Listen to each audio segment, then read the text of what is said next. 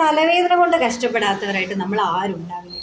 ഈ തലവേദന തന്നെ രണ്ട് ടൈപ്പ് ഉണ്ട്. പ്രൈമറി കാറ്റഗറിയും സെക്കൻഡറി കാറ്റഗറിയും.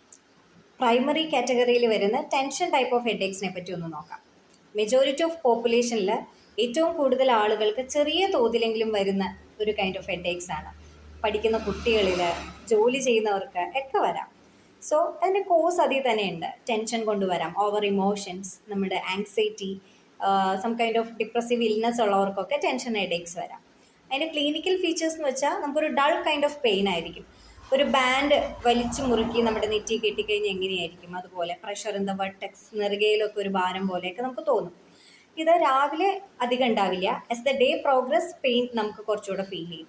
ഇത് പെർസിസ്റ്റൻ്റ് ആയിട്ട് കുറച്ച് ആഴ്ചകളും മാസങ്ങളും ഒക്കെ നിൽക്കുന്ന കൈൻഡ് ഓഫ് പെയിൻ ആണ്. നമുക്ക് വോമിറ്റിങ്ങോ ഫോട്ടോഫോബിയോ പോലത്തെ സിംറ്റംസ് ഒന്നും ഈ ഹെഡേക്കിന് അസോസിയേറ്റഡ് അല്ല.